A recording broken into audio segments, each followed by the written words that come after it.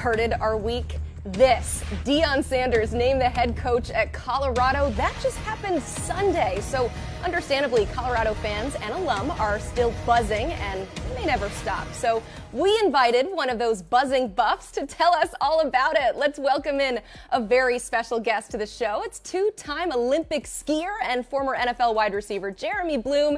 Jeremy, welcome. Pleasure to be here. Thanks for having me. Well, you are clearly a man of many talents, reaching the highest levels of two different sports, and what you're doing now is a CEO of a software company. But somehow, among that busy schedule, you've also found time to help your alma mater in a massive way. I hear Buffs fans should be thanking you. What's the story behind how you helped get Deion to Colorado? Oh, I don't know about that, but Rick George, the athletic director, deserves all the credit in getting Deion to Boulder. But I played a supporting role on October 2nd when the coach was let go here in Boulder. I called Rick and I said, we got to go get Deion Sanders. And I felt strongly about that at the time because for really two reasons. One, I thought he was the only coach in the country that could really energize this fan base overnight. But secondarily, and more importantly, he was the only coach in the country that I thought could bring 5-star recruits and 4-star recruits to Boulder, Colorado, which has been a really hard thing to do for coaches. If you look at our history over the past 100 years, CU's only had 3 5-star high school recruits commit and come to the program. And Rick was receptive, and after I hung up the phone, I called a few of my NFL friends that I knew had really good relationships with Deion to help them sell the idea in the beginning. So Steve Smith was a guy who was really instrumental as well, and Brandon Marshall and Sean Merriman and Myron Roll. So, look, I would do anything for my alma mater. I just want to see us win again. I want us to see us be relevant again. It's been a tough 2 decades, really. I mean, we haven't been competitive on a national scene in quite some time. Yeah, Jeremy, Colorado's a program that has experienced success in the past, but this current version hasn't been the best, coming off the worst season in school history. So although it was probably easy to sell Colorado fans on Deion, how difficult and how did you sell Colorado to Deion? Well, really what sold Deion to Colorado was Rick George. In their first conversation, Deion didn't ask him a single question about the University of Colorado, about the football program, just wanted to get to know Rick a little bit better. And Rick was really able to build a great bond and great relationship with Deion that Deion talked about at the press conference. But beyond that, Boulder, Colorado is a really special place. And, if you look at the best places to live every year of all these studies that come out, Boulder, Colorado is consistently in the top 5. It's a special town. You got great facilities here. You got an indoor practice facility. You got great locker rooms. It's in the Pac-12. It's a Power 5 school. And so everything's set up for you to win. It's just a matter of getting the right coaches and the right kids here to go compete for a championship. Sounds like a pretty easy sell. Meanwhile, the Pac-12, with its uncertain future, can only benefit from having Deion as a part of it. Pac-12 Commissioner George Kliavkoff said literally yesterday that Deion adds value to the current media rights negotiations. How do you view his impact on the conference as a whole? Well, I think it's good for the conference. I think it's good for the state of Colorado. I think it's good, obviously, for the university, but I think it's good for college football in general. He is an entertaining guy, so bring your popcorn because this is going to be interesting. It's going to be entertaining. And no matter what happens, you kind of can't lose, right? It's a 1-in-11 program. So maybe it was a risk or maybe it was not, depending on how you look at it. But it's going to be fun. It's going to be exciting. CU's back on the national map already.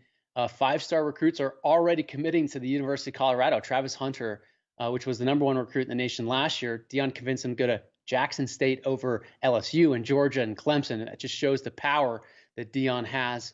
Winston Watkins, which is another 5-star recruit out of Fort Myers, Florida, sophomore in high school, has already committed to the University of Colorado. A junior college All-American is transferring here. And Trey Sanders, apparently a running back from Alabama, is interested in coming here as well. So, the tide's already turning. The signs are already showing up that his impact is far and wide.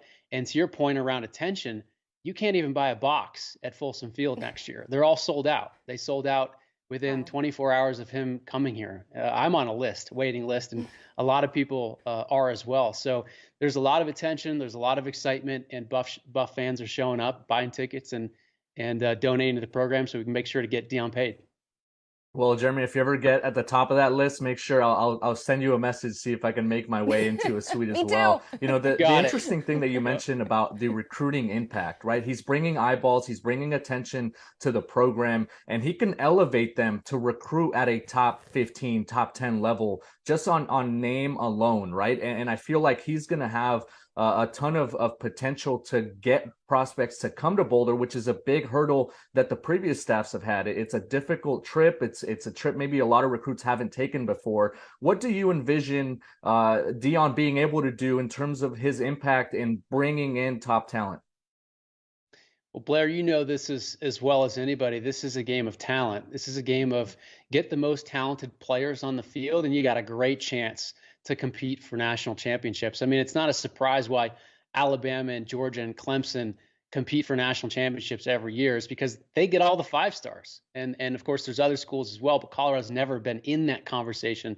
We've always had to be competitive with 2 and 3 stars, which in some years we have been. I mean, in 2001, Big 12 champs, 2002, Big 12 North champs, in 1990, of course, national champs. And really did so with not the best recruits in the country. So look, you know, if Deion can bring some of that magic here to Boulder, which he's already doing, he does have a long way to go still. I mean, this is a lot of folks are leaving Colorado. A lot of commitments have decommitted. We expected that. So he's got to fill that bucket. He's got a long way to go to build this program, build the roster and build the coaching staff. But it's only been a week, so we're still relatively new into all of this.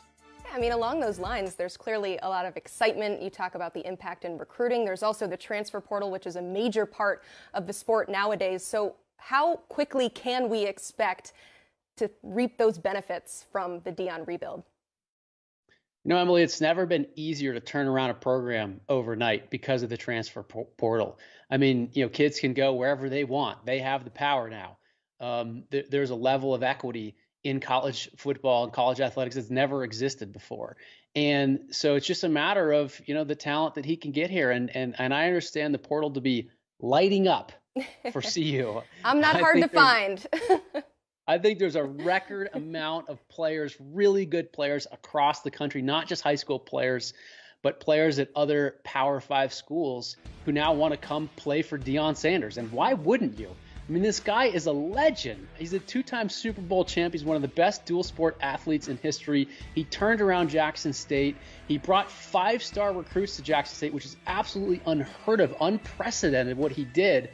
And in fact, in my own life, he's one of my biggest heroes. And one of the reasons I wanted to be a 2-sport athlete in football and skiing, because I was watching what Deion Sanders was doing on the football field and on the baseball field. So he's a legend.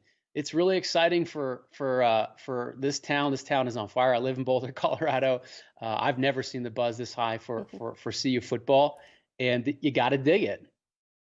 And Jeremy, I don't want to be a downer, but with all this buzz and the trajectory that Deion Sanders is on, you maybe wonder how long he might be at Colorado. What if he's only there for 2 or 3 years? And this is maybe only a stepping stone job towards the next place. What do you think happens to the Buffaloes?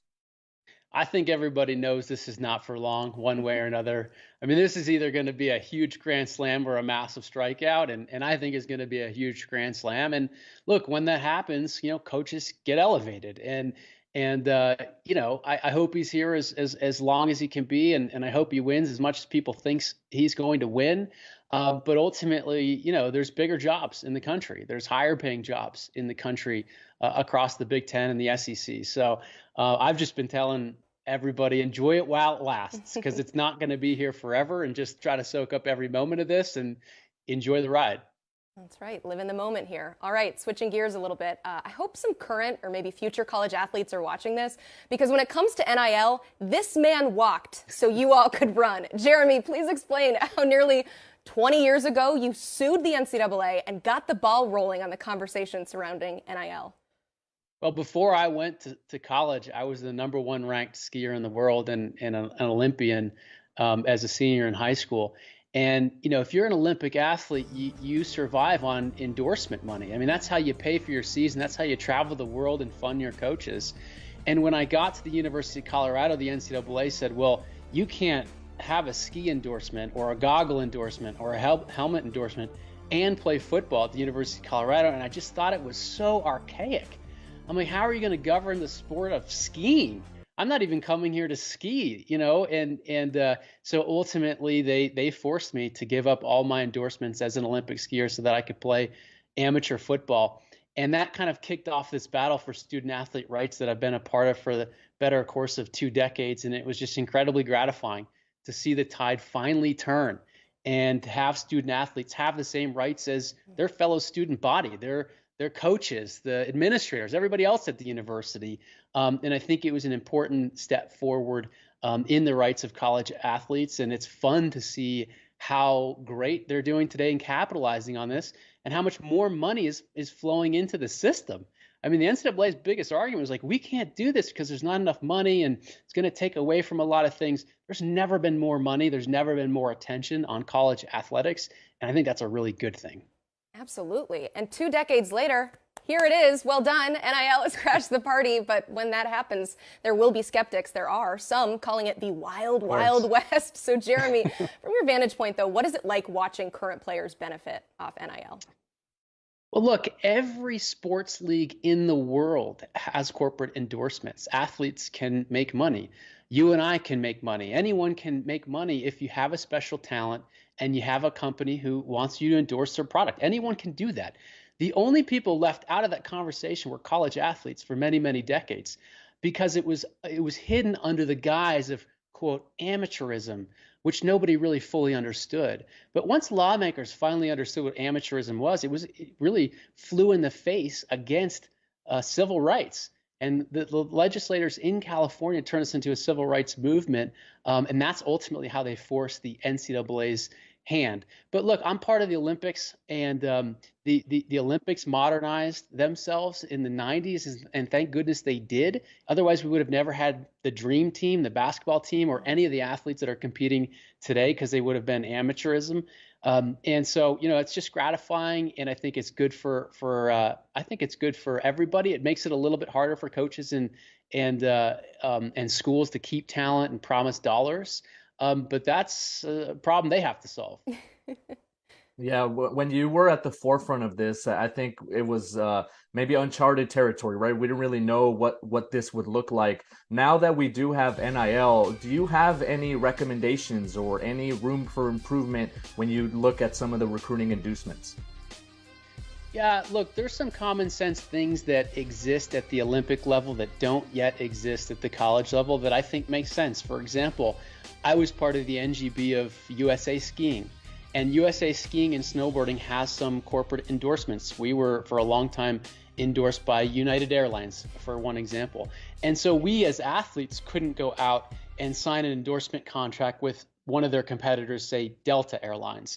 And if you look at these universities, they all have big corporate endorsements. Some are Nike schools, some are Under Armour schools. And I do think there's common sense logic to say, okay, well, if you play for a Nike school, you can't go, sign autographs for Reebok and those types of things. So I do think that there's some common sense things that make sense.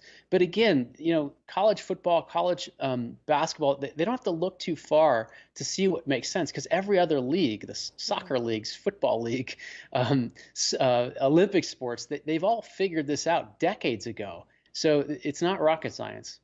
Imagine if they had listened to you 2 decades ago, where we would be now. So we got to give it some time. It will figure itself out. Jeremy, thank you so much for the time today. My pleasure. Go